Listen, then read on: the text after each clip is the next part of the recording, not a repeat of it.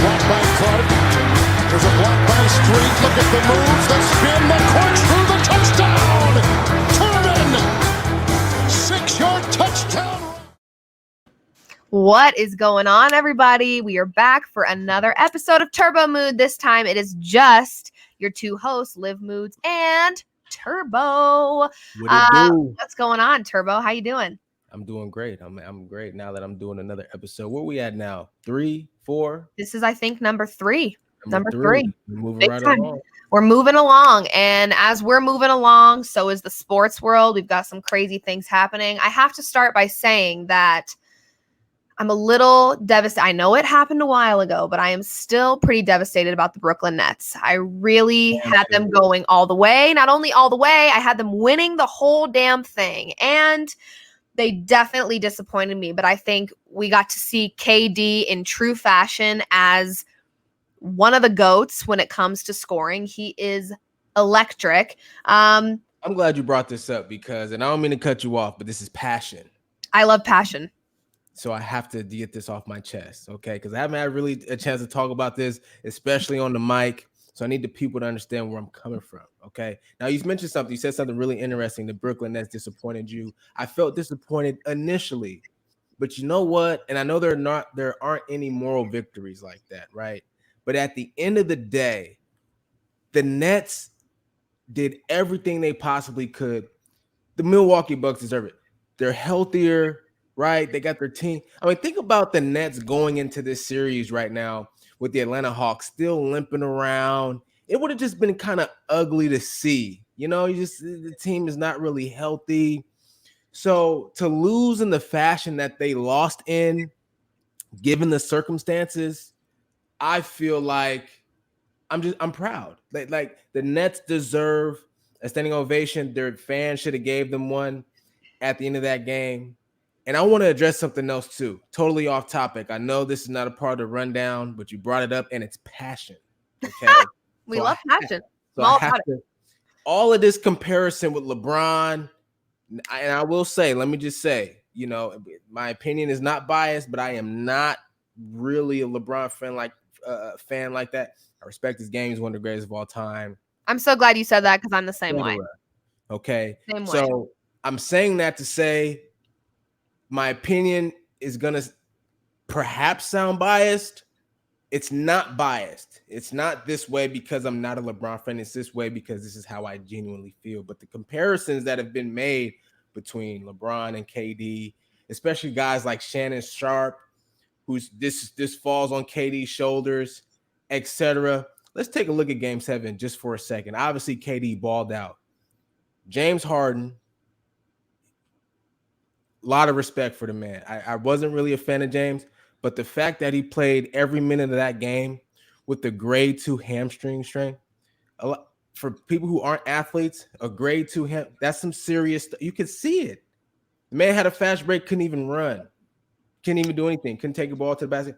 A grade 3 is damn near a tear in your hamstring, pretty much. You know what I'm saying? So, like, he's out there playing every single minute of that game, and the fact that they're still in it, they only lost. I mean, it came down to a game-winning shot. Could KD have got a better shot, a better look at the basket? I'm sure you've talked about this. Absolutely. But right. Man, the man played 53 minutes. I mean, he's played the almost every minute of every game for like the last 3 playoff games. Yep. In that series. So, in the bench, guess how many points the bench scored in that basketball game? Do you know? 0. Ooh, I was gonna say 10. 0. I wanted to give him a little bit of credit at least. My God. 0. So these people, LeBron would have no. Like it's a totally different situation. LeBron has never been in a game where his bench scored 0 points in the entire game. It's like comparing apples to oranges. I mean, truly. You know what I'm saying? So it really is. Trying to get off the rails there. No, I'm glad you brought it up because I mean the Nets did break my heart, but I also want to say I really believe that this was a building year for this Brooklyn Nets team. Why I believe that is because they came out of the gates, they acquired James Harden, and they were hype. They were just pushing their talent. They were exceeding their limits. They were showing up and showing out. Right. And this Brooklyn Nets team was really impressing a lot of people at the beginning of the season. Once they got Harden, everyone was like, this trio between Kyrie, KD, and James Harden is unstoppable. Yeah. And I think when you've got that pressure to be that great because of all the talent that you've got on your roster, Yeah. with that pressure, you've got to uphold that. And it's a lot. So I think this year for the Brooklyn Nets team, I actually think them losing to the Bucks in the fashion that they did was important for this Nets team to slow down, figure out where our mistakes were, use this as a building year to fix our issues. You got James Harden in the middle of your season. It kind of threw everything around. Kyrie had to get, step into that shooting guard instead of that point guard. That was different for him. Then you had James Harden switching back and forth. They needed this year to lose in a fashion like that to figure out what needs to change, find your rhythm, find your chemistry. And I think the Brooklyn Nets team next year will be the team we all thought they were going to be this year. And I think the pressure that we applied on this Nets team because of that trio, that deadly trio, was a lot. They weren't healthy. And there was a lot of growing pains. I do think this was a building year. Come next year, I think we're going to see the Nets in full form the way that we believed they would be this year. But I think they needed to lose. I really do. And I agree with you 100%. And if you lost money, I'm sorry. But, sports is, there's values that happen in sports. Like if you look at the Milwaukee Bucks team, you're talking about a team that, they're a real team. They I'm sure like they worked hard. They've been together since the beginning of the season. They made some acquisitions with Drew Holiday, PJ Tucker, middle of the season, right? So they had this continuity that, quite frankly, on the Nets side, didn't have. I think James Harden, the trio only played 7 regular season games together, maybe 8. That's not real basketball. That's not real team continuity. That's not enough time to figure out the chemistry. You don't really deserve it. Like if you're a fan watching basketball, you're like, wow, like these guys can just sit out of all of these games and do all of this kind of stuff and still win a championship. Right. That like kind of like, I don't know, it degrades like what the definition of hard work and dedication and continuity and camaraderie and chemistry, all those things that go into winning not only games but championship. It degrades that in a way. So them losing in this fashion, I think it's good for the franchise, and I think it's good overall for basketball. Now we're gonna have a new champion. Right. Period. Well, now, let's talk about this Bucks team, because on the flip side of this Bucks team, we have a new series that's active. And I have a very strong opinion about how slept on the Atlanta Hawks are. Let me tell you something. You're not going to like my opinion. Well, I probably won't. And we'll get into that. Okay. We will get into that. But let me just say this much. I think, there's a lot of conversation out there about how Giannis can't be stopped. He can't be beat. I agree. I would say the same about Trae Young. Name one point guard who has been able to stop Trae Young. Now, I will say this, okay? Because first of all, Trae Young in game, what was it? Game 7 against the Sixers. He only went like 4 for 17. That was rough. That was a rough game. He had a bad game. So bad game. But everyone has bad games. Everyone does have bad games. This Bucks team Giannis has yet to, I think, score under 30. Especially in the last series. So, but I will say this, and I was telling a family member of mine this the other day. If you replace Trae Young with Steph Curry, they would have been eliminated a long time ago. Now, obviously, Steph 2-time MVP, 3-time champion, future Hall of Famer. I'm not discrediting. It's just different stuff. Like Trae Young plays with a tenacity of like, I'm taking over, that some of these other guys just don't have. And that's what's kept him. Now, obviously, like his role players, let's give credit to the role players and everything, but his mindset and his leadership and his tenacity has really gotten them this far. They had no business beating the Sixers. They had no business. in my opinion. The Sixers absolutely embarrassed themselves. I mean, like, just embarrass themselves. But no, I agree with you. I think, and here's what I've said many, many times before on many different occasions. The best teams in the NBA are the teams that have a leader. Trae Young is a leader. I have never once, watching this Hawks team, been worried when they have a deficit at halftime because their body language is like they're still carrying themselves like they're up 20 and they're down 25. Right. And that is the type of energy that's going to carry them through playoffs. And it's the reason that they have gone as far as they've gone. Just like you said, they've got a guy like Trae Young who his body language does not change when they're losing. If anything, it gets better. And that is the leadership quality that you need when you're going up against these great teams like the 76ers who can, in about 5 seconds, blink your eyes and they're up by 20. That's just a reality of playoffs. We can see similar situations in this series with the Bucks. A guy like Giannis gets hot right from tip-off. Before you know it, the Hawks are down by 25 at half, and Hawks bettors everywhere are like, oof.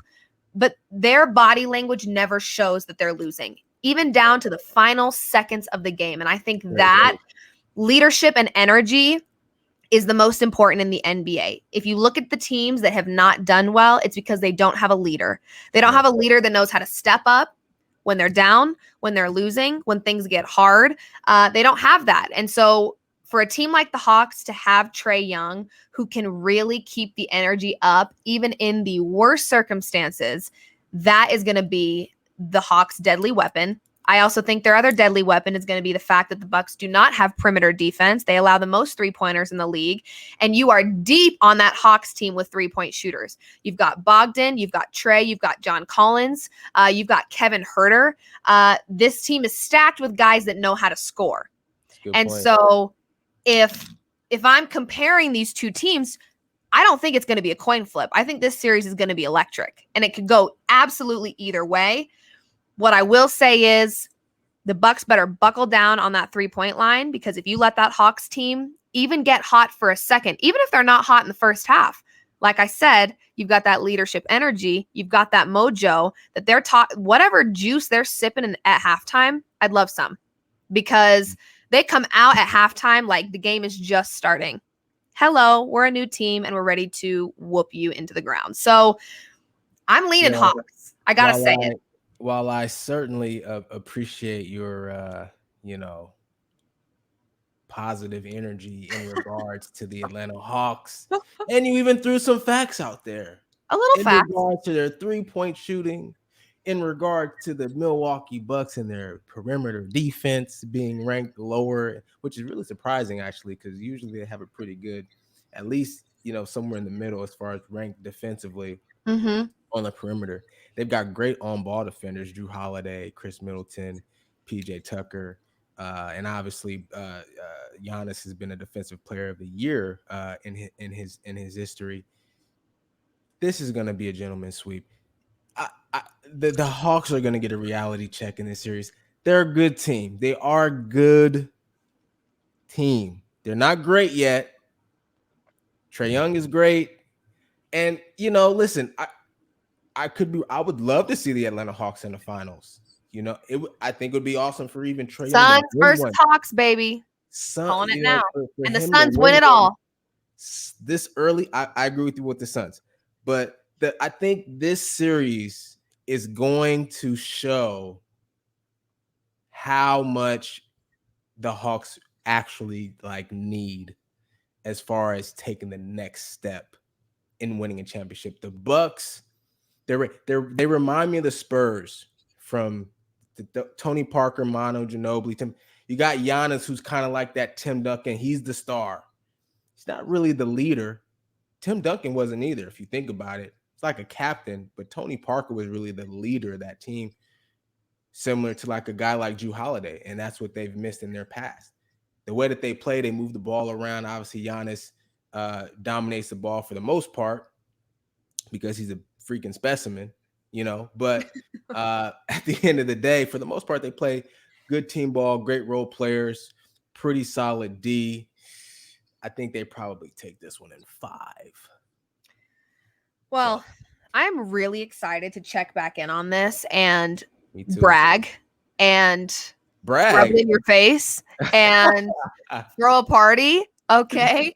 I mean, all man. I'm saying is these first 2 games, I'm very interested to see how they play out, but you will not. I would bet my right arm right now that the Bucks will not sweep because beating Trae Gentlemen Young. sweep. We're going to give Atlanta at least one game. Okay, Gentlemen because I sweep. was gonna say beating Trae Young in the A. Ha! Good luck. I mean, seriously, this guy, when he throws up the A and he's like, "Yeah, I'll see you there." Oh my God, that is scary, and I'm excited to see it. And I don't think the Bucks know what's coming. But anyway, Yeah, I'm excited to see how it goes. I Yeah, am. We're big NBA people. Yeah. And I love seeing you in the sports betting industry now because I get to talk shit with you and talk through the bets. And I think throwing my my bets in tonight. I love it. A little bit absent on the. You got to bet every day. Every day Exactly. we're betting. It's Yep. like that every day I'm shuffling, but every day we're betting. Okay. Let's do it.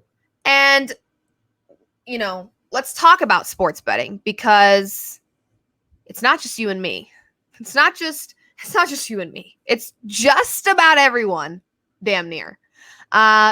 Sports betting is being legalized very quickly. I feel like every time I wake up, there's a new state that has passed the sports betting bill and is waiting for that final signature to legalize sports wagering in their state. The most recent one was Louisiana. They just recently, within the week actually, got the signature from the governor, passed the bill, are starting to talk protocols and all sorts of things to get sports wagering in the state. So it's growing fast. There's only 3 states in the U.S. right now that haven't introduced any sort of sports wagering bill. So they haven't. What'd you say? Are one of those Utah? No, it is actually, let's see. Oh, yes, it is. Utah, Idaho, and Wisconsin. Not surprised. I'm kind of Wisconsin will come around. So I think, right. And then there's a part of me that's like, it's only a matter of time, honestly. Utah might take them a little time to get on board. Utah's one of those. It's like with marijuana. It's like, you still got to get like a medical card from what I hear, not that I'm like, involved. Not that he dabbles in the marijuana, anyone. Just don't even stress. But no, I can see why Utah's a little apprehensive. They beat to their own drum. I went to school there for 5 years. I know it's a different culture. Utah, man, they beat to their own drum. That's in Idaho's very similar as well. Yeah. So only 3 states that haven't even had the conversation yet. But then you've got 18 states that have introduced the bill. They've started having the conversations, but haven't been passed yet. You also have 8 states that have passed the bill, and the remaining states are legalized. So that being said, everyone but 3 is getting on board, either having conversations, moving to the next steps, taking serious strides to become legal in sports wagering. In your opinion, how long do you think it's going to take for all 50 states to be on board with sports betting? Well, it's tough because, like I said, Utah is and Idaho. Idaho is probably like, it doesn't even make sense for us because, like, is there a professional team there? No, right? Right. It's hard. There's no professional team. They have college sports, obviously, but it would have to be the collegiate level betting in that. So we're just like, and we don't care about betting on college. It's not like University of Idaho is winning national championships every year. I mean, what schools in Idaho are doing anything from a collegiate level enough for them to be really interested in wanting to bet big time, money on these games? So I don't know if we'll ever get to all 50 states. Utah is one of those states, man. I'm telling you that, like, they like to do their own thing. And you know what? Maybe we don't have to get to all 50 states. 48 will be great. But, it's just like that old saying, if it makes money, it makes sense. There are some pros that, are involved with sports betting being legalized. You're creating job opportunities, etc. You're making money on both sides. Right.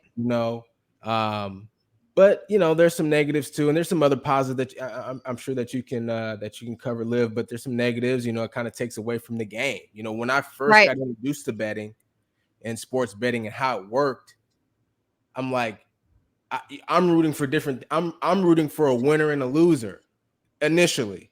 That's Simple. what I care about. Yep. I'm rooting for my favorite players to do well, right? Score a bunch of points, make a game-winning shot. And these other guys are rooting for, and girls are rooting for, other aspects of the game. All right, I need you to, I need you to score another point to cover and things. So it may take away from, I guess, not the excitement of the game overall, but certainly certain aspects of the game as it pertains to winning and losing. And ultimately that's what playing sports is all about. Well, and I was just going to ask you, because you've been an athlete under that spotlight. You've been bet on. Sports betting becoming legal everywhere would just make it that much more popular. I can imagine that we'll see books inside of stadiums, inside of arenas, where you can do it right there. That may change the integrity of the sport. That is switching the focus from sometimes rooting for these players and just watching for the sole pleasure of loving that team, loving that program, loving that, player. We're kind of switching the focus to become so money driven that I'm concerned that we may lose sight of what sports is all about. Right. Sports is all about you win, you lose, get over it, right? You have losses and it stinks because, you were so excited about, that game or whatever. You finally took your son or daughter or whoever to a game and they got to experience a great win and it was awesome. And we've seen what money does to people in this country. It makes some people very crazy. They lose sight of the importance of life, the little things in life, the little joys. I've heard it makes you more of who you really are. It shows true colors, and they aren't always good true colors. Let's put it that way. And so there is a part of me that does worry that we make this legal everywhere. We may run into, some ugliness, because when it comes to money, people can get a little much. And that's not what sports is all about. So there definitely are some concerns on the con side of things. I do want to touch, you brought up, some pros earlier about, more job opportunities. At the end of the day, it's revenue for both the games and the bettors and the states. And so what's interesting to me is one of the 3 states that hasn't even had the conversation is Wisconsin, home of the Green Bay Packers. That's got to be a little. Now, I can understand you brought up good points about Utah, Idaho not really having professional teams, but Wisconsin's got Green Bay. Right. You almost have to wonder if the team itself is going to start pushing for, hey, we want people out at our games. We want to drive more revenue to what we're doing. We want to, all the revenue, money talks. Money talks. You can do a whole lot more with money. When you've got money, you've got a whole lot more resources to be great sometimes, especially in the sports world. And so I got to wonder if Green Bay is going to start applying some pressure on the state of Wisconsin when all these states are jumping on board and they're not. Yeah, I mean, it's not just Green Bay. If you look at Wisconsin, Milwaukee, right? Okay, all right, cool. You got the Bucks out there. There's a baseball team in Wisconsin. Correct me if I'm wrong. I'm not a big baseball girl. Let me look it up. No.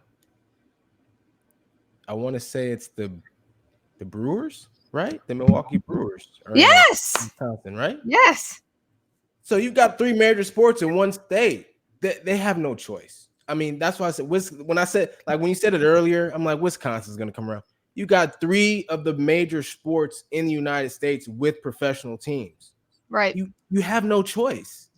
You have no choice. Right. And especially if you're going to have a guy like Giannis, especially when you have a quarterback like Aaron Rodgers. Now, the Milwaukee Brewers haven't been good for a long time. I don't know how they're doing this year. But you have star power.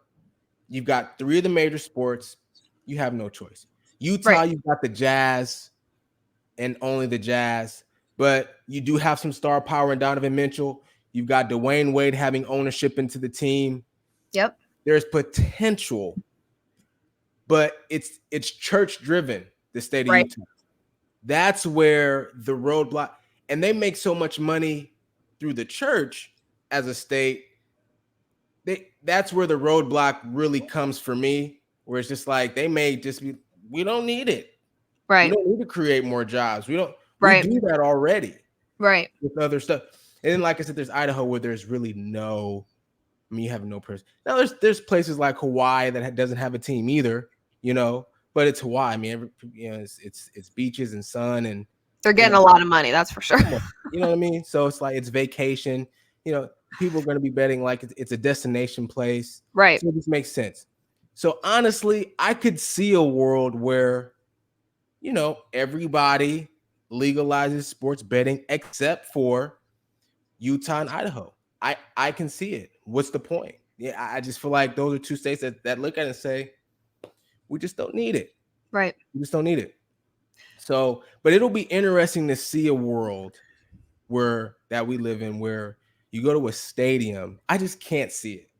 Where you go to a stadium like Philadelphia and they're not concerned about the performance of their quarterback and getting a stop on third down to change the momentum of a football game, Right. or cheering for a touchdown that happens offensively because if it messes up their spread or Right. whatever the case may be. I just can't, like, there will be some people in the stands probably, but I just can't see a world with the stadium filled with sports bettors that are just concerned with that. I think the genuinity of the game will still overpower, especially in stadium sports betting.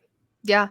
And you have to wonder too, it's not like gambling has always had a great reputation. It hasn't. In fact, it's had a horrible reputation for many, many years. And I think it still does to a certain extent, which is probably why you see states like Utah and Idaho that are like, we're good. Sorry. You know, that lifestyle is not the lifestyle that we want, you know, in this state for our people, whatever. You got to wonder if that, you know, obsession with money, and if we do put it into stadiums and arenas, now it's everywhere. It's everywhere you go. You can put money down to win more money. There's a certain level of concern for the addiction piece of that. I hate using the word when you're talking about sports betting because I don't want to give it a negative. Right. I don't want to give it a negative connotation or anything. And I don't want to sway anyone's opinion from doing sports betting because I think it's great. But I do believe it's great in moderation. I think there are weeks where I've got to sit it out. No more betting for me, you know, because you start getting really, you know, either obsessed with getting the money or, you know, it starts to emotionally drain you a little bit. And so, you know, there's a part of me that's concerned about the mental health aspect of having gambling everywhere you look. You know, nowadays I'm driving on the highway. There's a billboard for sports betting every other exit. It is everywhere. You cannot escape it. It is there whether you like it or not. And I think as more states get on board, it's just going to pop up more and more and more and more. And so then you've got these sports books that do these boosts and say $5 to win 500, you know, and it's all over the screen. And it's like, ooh, that sounds nice. And it is so enticing. And we're so quick to just throw our money down and go, yep, I'm in it. And then before you know it, that becomes a daily thing, then becomes a monthly thing, then it's yearly, and then it's all the time and it's everywhere. And there's a little bit of apprehension there for me in terms of just finding ways to moderate it and you know, so that it's not getting out of control, because there's a reason that gambling was made illegal in the first place. And it took time to make it legal. And so I think one thing the states are going to have to really focus on is that legislation, those laws put in place to avoid gambling going towards that direction, that negative, addicting, you know, toxic world that it can be. The states are really going to have to make sure that they are on the ball about having things in place to prevent that. So I think that's something that as we see it growing, we've got to keep that in mind. But I think all in all, in this episode, we have talked about how sports betting is taking over, and that's just the truth. It is. So Agreed. That being said, I'm still gonna bet. I'm still gonna bet. bet. I'm gonna bet on the Hawks. Okay, I'm gonna bet on the Hawks. I'm gonna bet on the Suns. You got the Hawks winning the series? I do. Oh God. Oh God. He's about to roast me. No, I'm not roasting at all. You know, hey, to each his own. You know, good luck. I hope that you stick with the little $10 that you've been doing, because if not, you might find yourself in big. I might be down bad. If I up my units at all, I will be down bad. Down bad. For sure. Well, you guys, this is another episode. We will have special guests at least once a month joining us here on Turbomood, but you can expect episodes every week talking about all things sports betting, as well as what it's like to be an athlete in this betting world and what it's like to be an athlete in general. We love sharing that perspective because it's a very unique perspective that not many people get to talk about. So make sure you download the Book of Sports app. We're both on there, tracking our picks, making content, having a good time. So Turbo, this is another episode, Turbomood. We'll see you guys later.